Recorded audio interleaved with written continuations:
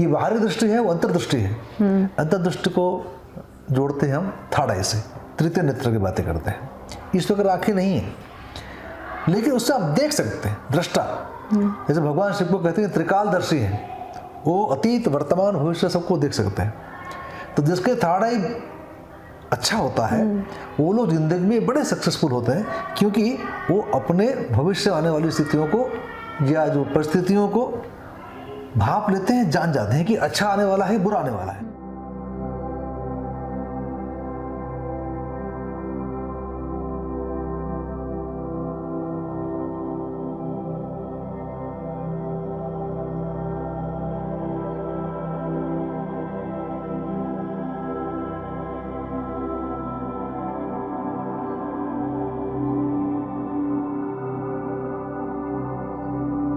नमस्कार, मैं हूँ wing commander doctor Santosh Sharma और मैं हूँ दोयल बोस शर्मा। आज हम बात करने वाले हैं 17 मुखी 17 मुखी रुद्राक्ष के बारे में। हम ये बात करेंगे कि ये रुद्राक्ष किसके लिए काम आता है, कौन से ग्रह से संबंधित है, किन किन परिस्थितियों में इस रुद्राक्ष को धारण हमें करना चाहिए, किस प्रकार से धारण करना चाहिए, वो धारण करने के बाद में इसको किस प्रकार से एनर्जाइज रखें, ये सभी के बारे में चर्चा करने वाले हैं।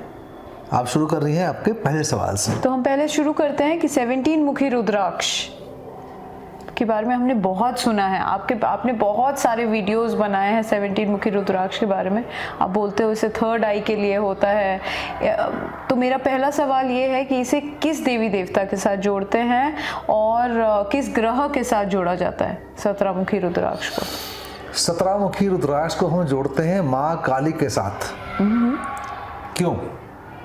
आप देखिए काली जी का रंग कैसा है, गहरा नीला, इंडियो कलर। शनि का रंग कैसा है, गहरा नीला।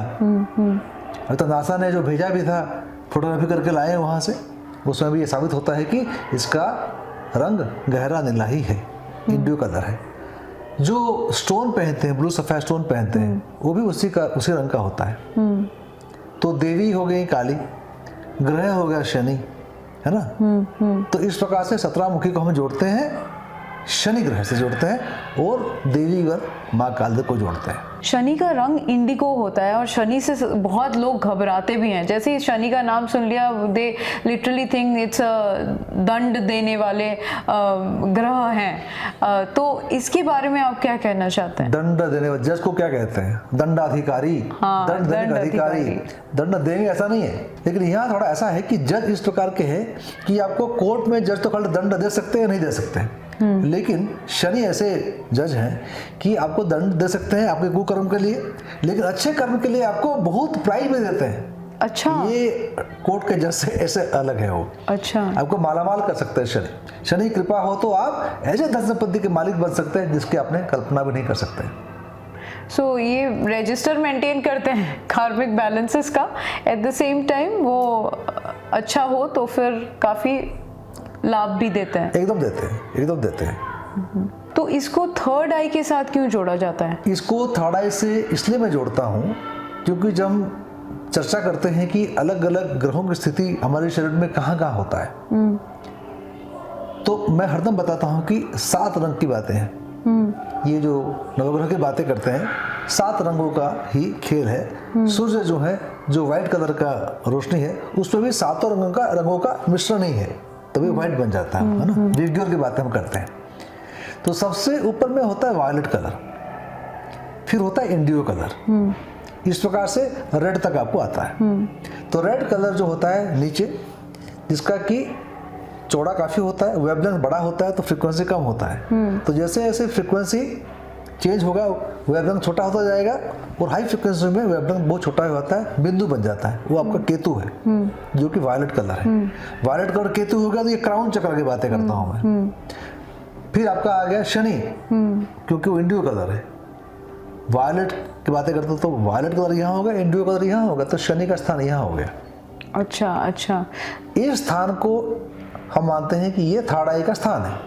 थर्ड आई कहता हूँ शनि का स्थान यहाँ हो गया। अच्छा अच्छा, बट थर्ड आई को हम शिवजी के साथ भी जोड़ते हैं। 16 मुखी रुद्राक्ष में भी हमने शिवजी के बारे में बातें की हैं। Shivji is about meditational and third I is also meditational stuff. तो इसके बारे में आप थोड़ा बता सकते हैं कि शिव जी या फिर काली जी? काली माँ के भी फोटो में देखेंगे देवियों को, बहुत सारी देवियां हैं जहाँ की थाड़ाई दिखाई जाती है। शिव जी को तो इससे जोड़ा ही जाता है, त्रिनेत्रधारी भी कहते हैं उनको, है कि तीसरे आंख वाले, उन्हें भस्म कर दिया था पूरे संसार को जब गुस्से में आ गए थे एक बार, है ना। तो ये थाड़ाई की बातें जब आती हैं तो शिव जी की बात जरूर उठती है। ये जो हमारे दोनों आंखें हैं, इसे तो हम ये बाह्य जगत को, फिजिकल वर्ल्ड को देखते हैं, लेकिन एक जगत वो भी है जो को कह सकते हैं कि ये फिजिकल वर्ल्ड है और मेटाफिजिकल वर्ल्ड है, कह सकते हैं उसको। ये बाहरी दृष्टि है, वो अंतर्दृष्टि है। अंतर्दृष्टि को जोड़ते हैं हम थाड़ाई से, तृतीय नेत्र की बातें करते हैं। इस प्रकार आंखें नहीं है, लेकिन उससे आप देख सकते हैं, दृष्टा। जैसे भगवान शिव को कहते हैं त्रिकालदर्शी है, वो अतीत वर्तमान भविष्य सबको देख सकते हैं। तो जिसके थाड़ाई अच्छा होता है वो लोग जिंदगी में बड़े सक्सेसफुल होते हैं, क्योंकि वो अपने भविष्य आने वाली स्थितियों को या जो परिस्थितियों को भाप लेते हैं, जान जाते हैं कि अच्छा आने वाला है, बुरा आने वाला है। बुरा आने वाला है तो टाल देंगे, ज़्यादा इन्वेस्ट नहीं करेंगे। अच्छा आने वाला है तो पूरा फायदा उठाएंगे। तो थाड़ाई से इसलिए जोड़ते हैं शनि, क्योंकि शनि से आप जानते हैं कि 11वें घर में शनि आपको पैसा देता है, धन दौलत जान वाहन संपत्ति ज्वेलरी सब कुछ शनि से आता है। तो ये थाड़ाई की विजुअलाइजेशन से हमें सब चीजें प्राप्त हो सकती हैं। तो थाड़ाई से शनि को इसलिए मैं जोड़ता हूँ, क्योंकि एक तो स्थान वायलेट कलर मैंने बताया आपको, और यदि शनि के मंत्र में भी देखोगे आप तो हम कहते हैं कि निरांजनम समाभाषम मंत्र में कहा जाता है कि नीला मतलब ब्लू, अंजन मतलब काला। नीला और काला दोनों को मिलकर बनता है इंडियो कलर। वो कलर के हिसाब से शनि का स्थान यहाँ हो गया। और थाड़ाई मैंने बताया आपको, धन संपत्ति की प्राप्ति, सक्सेस की बातें मैंने बताई, वो थाड़ाई से, इसलिए शनि को जोड़ता हूँ। तो आप जब थर्ड आई की बातें कर रहे हैं, you are talking about the vision, आगे का देख सकते हैं, इंट्यूटिव पावर्स उनके अच्छे होते हैं, तो इसका मतलब हमारे जो ऑफिसेस के बड़े सीईओज होते हैं या फिर बिजनेसमैन होते हैं, इन लोगों के लिए कुछ भी बड़ा काम करने के लिए सबसे पहले बड़ी क्या चीज क्या होती है? विजन। ट्रू। एम, क्या करना चाहते हैं आप, गोल कैसे करना चाहते हैं आप। पहले तो गोल सेट करेंगे, गोल को प्राप्त करने के लिए कैसे गोल को प्राप्त करेंगे। So you have to visualise certain things, then planning आएगा। ये सभी स्टेप्स, ये प्रैक्टिकल स्टेप्स नहीं है, ये तो प्लानिंग के स्टेज है ना। विजुअलाइजेशन करेंगे, फिर प्लानिंग करेंगे, कैसे इम्प्लीमेंट करेंगे। तो ये जो पूरी रूपरेखा बनती है, ये आपके वही थाड़ाई से ही आपको मिलता है। तो 17 मुखी रुद्राक्ष इन लोगों के लिए इवन ज्यादा फायदेमंद होती है? एकदम। ओके। देखो 17 मुखी रुद्राक्ष वैसे भी काफी महंगा आता है, क्योंकि बिरला है, मिलता भी नहीं है। और यही लोग अफोर्ड कर सकते हैं, जो कि अच्छे खासे एक स्टेज पे पहुंच चुके हैं, तभी तो कर सकते हैं इसको। अफोर्डेबिलिटी की बातें भी यहाँ आ रही है। तो ये भी बताना चाहता हूँ कि नेपाल के 17 मुखी बहुत महंगे आते हैं। हाँ, पावरफुल ज़्यादा होते हैं, ऐसी बात नहीं है कि पावरफुल नहीं होते हैं। लेकिन क्योंकि सभी लोग अफोर्ड नहीं कर सकते, तो हम लोग बार बार कहते हैं कि आप घबराइए मत, आप 17 मुखी इंडोनेशिया पहनिए, इंडोनेशिया रुद्राक्ष पहनिए, ये पूरा काम करता है आपको। तो पैसा का इशू है तो आप इंडोनेशिया 17 मुखी पहन के थाड़ाई को बैलेंस कर सकते हैं, उसका पूरा फायदा उठा सकते हैं। आप स्पेसिफिकली बता सकते हैं कि किन लोगों के लिए ये 17 मुखी ज़्यादा लाभदायक हो सकती है? जो महत्वाकांक्षी हैं, एम्बिशियस हैं, बहुत बड़ा काम करना चाहते हैं। जैसे आपने बताया कि सीईओ की बात कर रहे थे, एमडीज की बात कर रहे थे, बिजनेस एंटरप्रेन्योर्स की बात कर रहे थे, इनको तो जरूर पहनना चाहिए। एक्चुअली अगर पॉइंट ऑफ व्यू से देखा जाए तो जिसके शनि के साथ चंद्रमा का युति बन रहा हो, विषयोग बन रहा है, उनको जरूर पहनना चाहिए 17 मुखी रुद्राक्ष, 2 मुखी के साथ में। 2 मुखी। शनि राहु की बन रहा है तो ये बनता है पिशाच योग, या इसे कहते हैं शापित योग। जिंदगी में ऐसी परेशानी आती है जहाँ के कारण समझ में आपको नहीं आता है, वहां पे आपको 9 मुखी रुद्राक्ष राहु का और 17 मुखी रुद्राक्ष शनि का पहनना चाहिए। शनि सूर्य का संपर्क बनने से आपके जो अथॉरिटीज हैं आपसे नाराज रहते हैं, सपोर्ट नहीं मिलता आपको। तो सूर्य के 12 मुखी के साथ में 17 मुखी शनि का पहनना चाहिए। तो बहुत सारी परिस्थितियां हैं जहाँ की 17 मुखी आपको बहुत सारा सॉल्यूशंस दे सकता है। अच्छा। तो धन धान्य चाहते हैं, यदि स्पेसिफिकली आप लैंड रिलेटेड काम करते हैं, जमीन जायदाद की खरीद बेच करना, बिल्डिंग बनाना, लोहे का काम करना, ट्रांसपोर्ट का काम करना, तो वो संबंधी काम जो वे हैं, या लोहा वगैरह काम जो करते हैं, स्टील आयरन की बातें करते हैं, प्रोडक्शन करना, बनाना, तो ये सभी के लिए भी 17 मुखी बहुत बहुत लाभदायी होता है। एंड विजन तो सबसे ज्यादा इम्पोर्टेंट होता है। हाँ, विजन के बगैर क्लैरिटी तो चाहिए ही चाहिए। क्लैरिटी तो के कई बार बगैर गलत जगह पैसा लगा देंगे, स्पेशली जैसे कुछ लोग ट्रेडिंग करते हैं, शेयर मार्केट में पैसा लगाते हैं। शनि अच्छा होना बहुत जरूरी है। थर्ड आई आपको इंट्यूशन देता है कि भाई कहाँ पैसा लगाने से डूब सकता है और कहाँ से आपको फायदा हो सकता है, मतलब डिसीजन मेकिंग एबिलिटी को स्ट्रॉन्ग बढ़ाता करता है। है। तो इसलिए मैं कह रहा हूँ कि शेयर मार्केट में जो काम करते हैं, जो बड़े बड़े डिसीजन लेते हैं, जो बड़ा इन्वेस्ट करना चाहते हैं, तो उनका विजन में क्लैरिटी होना जरूरी है। They should able to look ahead कि क्या होने वाला है। तो 17 मुखी से आपको फायदा होता है। ऐसे शनि चार्ट में खराब हो जरूर पहने। शनि शादी वाले घर में बैठा है या कहीं बैठे शादी वाले घर को देख रहा है, अकेलापन पता करेगा, 17 मुखी पहनिए। भाग्यस्थान में बैठा है, भाग्य दोष बना देगा, आप जरूर पहनिए। शनि चार्ट में खराब है तो पहनिए, बताया मैंने आपको। तो अलग अलग ग्रहों के मतलब अलग अलग जो घर हैं चार्ट में, वहाँ शनि कहाँ बैठे हैं, किसके साथ बैठे हैं, ये भी सब देखना बहुत जरूरी है। वो भी आप हमसे संपर्क कर सकते हैं, वो सलाह ले सकते हैं। तो इसका मतलब इट इज़ ऑलवेज बेटर कि एस्ट्रोलॉजी चार्ट एनालिसिस करने के बाद, सब कुछ देखने के बाद कि कौन किसके साथ बैठा है, किसकी दृष्टि कहाँ पे है। आप सहायता ले सकते हैं, लेकिन यदि आप अपने चार्ट को समझते हैं और जो जो चीज़ें बताई मैंने कि इसके फायदे क्या क्या हैं, दोष के बारे में बताई, आप जानते हैं, तो आप डायरेक्टली हमारे वेबसाइट से खरीद सकते हैं, कोई दिक्कत की बात नहीं है। आपने वीडियो के बिगनिंग में बोला कि शनि, इंडिगो कलर, 17 मुखी, at the same time blue sapphire के बारे में भी बात कर रहे थे। क्या 17 मुखी के साथ gemstone which is blue sapphire नीलम पहना जा सकता है और बूस्ट करने के लिए पावर को? उदाहरण के तौर पर आपके कार्यक्षेत्र में, मतलब 10th हाउस में शनि बैठे हैं, आप चाहते हैं कि आपके कार्यक्षेत्र में उन्नति हो, प्रमोशंस हो या पैसा ज़्यादा कमाएं, बिजनेसमैन हैं, तो आपका मन करेगा आप नीलम पहनूं, है ना। यदि शनि वक्री है, कम पावर के हैं, पहनना चाहेंगे, नीलम पहन लिया आपने। खतरा क्या है कि शनि यदि 10th हाउस में बैठा है तो उसका दृष्टि आपके विवाह वाले घर में भी पड़ेगा, संबंधों वाले घर में भी पड़ेगा, क्योंकि घर शनि अपने स्थान से 3rd हाउस को, 7th हाउस को, 10th हाउस को देखता है। तो नीलम पहन लेंगे तो अभी कार्यक्षेत्र में तो उन्नति हो जाएगी, पैसे आपके पास बढ़ जाएंगे, प्रमोशन भी हो जाएंगे, लेकिन अपने पर्सनल लाइफ में अकेलेपन के शिकार हो जाएंगे। अब देखिए बहुत सारे लोग होते हैं बड़े सक्सेसफुल होते हैं, लेकिन पर्सनल लाइफ एकदम जीरो है, घर में आते ही नहीं है, ऑफिस में बैठे रहते हैं, वर्कहॉलिक बन जाते हैं। इन स्थितियों में कैसे करेंगे आप?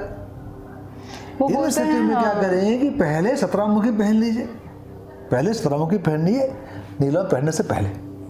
3-4-6 महीना पहनने के बाद में हम जो आपको एनर्जी बैलेंसिंग मेथड सिखाते हैं वो करके, थर्ड आई की साधना जो को बताएंगे उसको करके, उसके बाद में हमसे सलाह करके उसके बाद में पहनिए। वो नीलम आप वो पहनिएगा जो कि अनहीटेड हो एकदम। इस बात को समझ लीजिए कि यदि हीटेड नीलम पहनेंगे तो असर उल्टा होगा, क्योंकि इससे सूर्य का अंश आ गया। सूर्य और शनि जो है कॉन्ट्रा फोर्सेस है।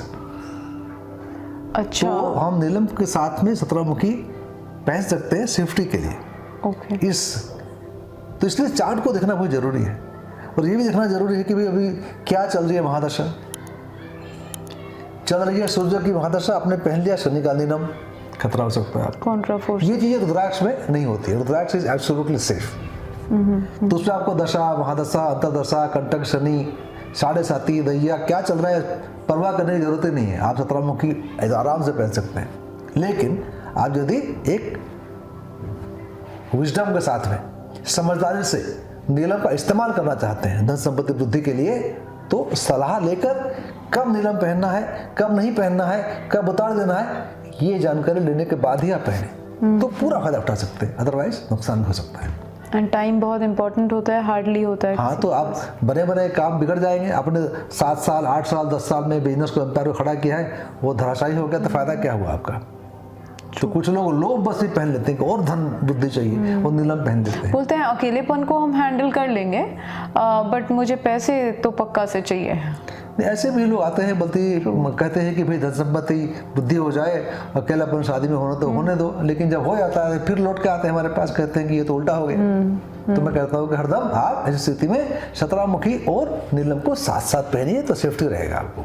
बैलेंस रहेगा। आपने कहा कि 17 मुखी is for third I and वो विजन को बढ़ाता है और ये सारी चीज़ें और ज़्यादा स्ट्रेंथन करता है, तो क्या रुद्राक्ष 17 मुखी पहनने के बाद वो डायरेक्टली थर्ड आई की साधना कर सकते हैं ऑरा चक्रा में? नहीं, ऐसा नहीं होता है। आप 7वां मंजिल 6वां मंजिल ऐसे बना सकते हैं क्या, जब तक फाउंडेशन ना हो? तो बहुत सारे लोग गलती करते हैं कि सीधे थर्ड आई की साधना में चले जाते हैं, ये उल्टा हो जाता है, ऐसा होता नहीं है, उसमें आपको नुकसान हो सकता है। हम हरदम कहते हैं आपको कि धीरज के साथ में 7 चक्र साधना कीजिए, मूलाधार चक्र, स्वादिष्ठान चक्र, मणिपुर चक्र, अनाहत चक्र, विशुद्धि चक्र, फिर थर्ड आई में आइए। आप डायरेक्ट करने से आपको फ़ायदा नहीं होगा, क्योंकि आपका फाउंडेशन नहीं है। It's like building A castle in the air, मतलब बोलते हैं ना कि हवा में महल खड़ा करना, नहीं होता है, ऐसा काम नहीं करेगा। फाउंडेशन चाहिए ही चाहिए आपको। तो हम आपको इंसिस्ट क्यों करते हैं कि ऑरा चक्र साधना कीजिए, क्योंकि जो 17 मुखी दिया है, कोई भी मुखिया को देते हैं हम, तो उसकी एनर्गाइजेशन का प्रोसेस जो होता है वो करते हैं, आपके नाम से पूजा करके भेजते हैं आपको। जैसे मैंने आपको फ़ोन दिया, पूरा चार्ज करके दिया, लेकिन उसके बाद में उसको चार्ज रखना की ड्यूटी आपकी है कि नहीं? तो फ़ोन कैसे काम करेगा आपका? तो वैसे हम कहते हैं कि हम देने के बाद, रुद्राक्ष देने के बाद में हम जो आपको ऑरा चक्र बैलेंसिंग मेथड सिखाते हैं उसको आप कीजिए। वो बैलेंसिंग करने से ही आपका रुद्राक्ष एनर्गाइज रहेगा, काम करेगा। तो फोन को चार्ज करते हैं वैसे अपने आप को भी चार्ज कीजिए, ये हम कहते हैं। रिसेंटली मेरे पास एक सवाल आया था कि उन्होंने हमसे 17 मुखी ऑलरेडी ख़रीदा हुआ है एंड अभी वो उसको और ज़्यादा बड़ा 17 मुखी ख़रीदना चाहते हैं, क्योंकि उनको बहुत अच्छा बेनिफिट मिला छोटे वाले से, तो he wants to now take the Nepal 17 मुखी। तो बट ऑब्वियस ही बात है 17 मुखी तो महंगे होते हैं, तो क्या वो 2 17 मुखी साथ में पहन सकते हैं, इंडोनेशिया का भी जो पुराना वाला है एज वेल एज द नया 17 मुखी? हाँ, आप इंडोनेशिया के 1 भी पहन सकते हैं, 2 भी पहन सकते हैं, 3 भी पहन सकते हैं, या इंडोनेशिया का 1, नेपाल का 1 भी पहन सकते हैं, कोई दिक्कत की बात नहीं है। तो इसमें कहाँ से है महत्वपूर्ण नहीं है, रुद्राक्ष सही होना चाहिए, 17 मुखी होना चाहिए, एकदम पहन सकते हैं, कोई दिक्कत की बात नहीं है। अच्छी बात है वो पहनना चाहते हैं, तो क्योंकि उनको अभी उनको अनुभव में आ चुका है भी कैसे काम कर रहा है, तो जरूर पहन सकते हैं। रुद्राक्ष कुछ लोग हाथ में पहनना चाहते हैं, मैं कहता हूँ कि 17 मुखी रुद्राक्ष को हाथ में ना पहने, गले में पहन। हो सके जितना प्रैक्टिकली पॉसिबल है थोड़ा सा ऊपर की तरफ रखने की कोशिश कीजिए। मैं नहीं कहता कि यहाँ पहन लो, अजीब लगेगा, पॉसिबल भी नहीं है, प्रैक्टिकल भी नहीं है। आप वेस्टर्न ड्रेस पहनते हैं, टाई पहनते हैं, ज़रूरत नहीं है। कोशिश कीजिए कि थोड़ा आसपास कहीं इधर कहीं रहे तो अच्छा होगा। इसका मतलब ये नहीं कि थोड़ा यहाँ वहाँ हो गया तो काम नहीं करेगा, ऐसा नहीं है। हार्ट चक्र के आसपास कहीं भी रहे काम करता है, थोड़ा ऊपर की तरफ रहे तो हम उसको प्रेफरेबल मानते हैं, उतना ही है।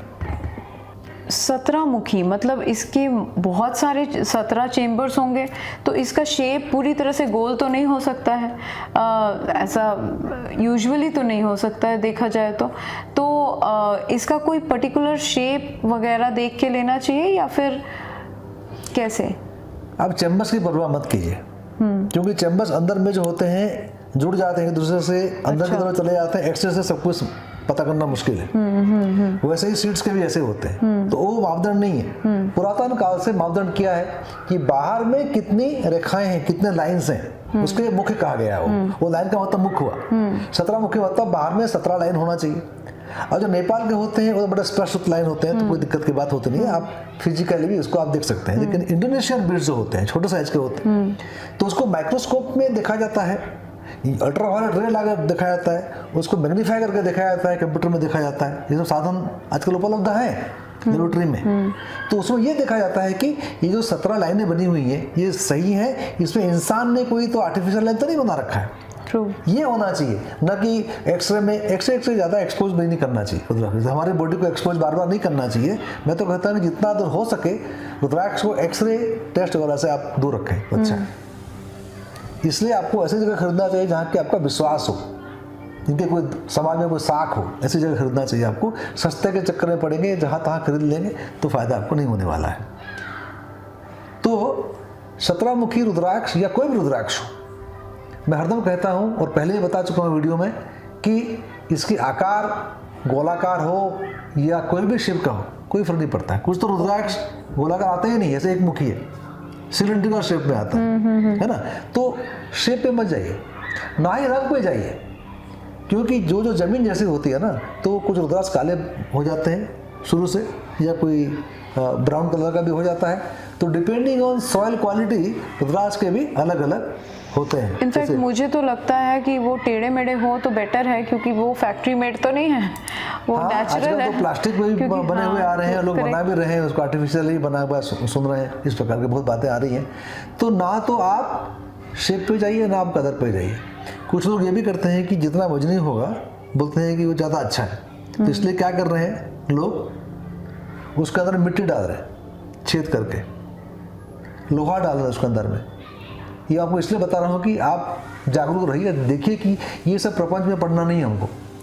रुद्राक्ष सही होना चाहिए बस, वजन कितना है, आकार कैसा है, शेप कैसा है, रंग कैसा है, इससे कोई फर्क नहीं पड़ता है।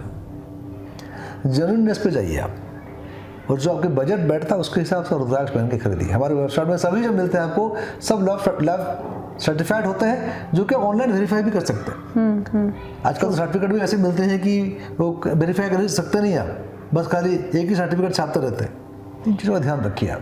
17 मुखी महंगा भी है और आप चाहते हैं कि आपको रिजल्ट मिले तो उसका ध्यान रखिए। और जो बैलेंसिंग मेथड बताया, एनर्जी बैलेंसिंग मेथड, उसको भी आप नियमित रूप से करते रहेंगे तो आपको जरूर फल प्राप्त होंगे। तो आज हमने चर्चा की 17 मुखी रुद्राक्ष के बारे में कि शेप, कलर, साइज, ओरिजिन, किस प्रकार से काम करता है, किनको पहनना चाहिए, कैसे पहनना चाहिए, आदि आदि। आपने हमारे चैनल को सब्सक्राइब नहीं किया तो आज ही अभी सब्सक्राइब करके बेल बटन का दबाना मत भूलिएगा। और आपके क्वेश्चंस भेजते रहिएगा कमेंट सेक्शन में। हाँ, जो भी आपको उनमें सवाल है कमेंट सेक्शन में भेजिए, उसके उत्तर भी आपको देंगे और वीडियो बनाकर संभव हो तो भी अपलोड करेंगे। अगली वीडियो में बात करेंगे 18 मुखी रुद्राक्ष के बारे में, 18 मुखी रुद्राक्ष। तब तक के लिए हम दोनों को आज्ञा दीजिए। नमस्कार, जय हिंद, जय भारत, वंदे मातरम। नमस्कार।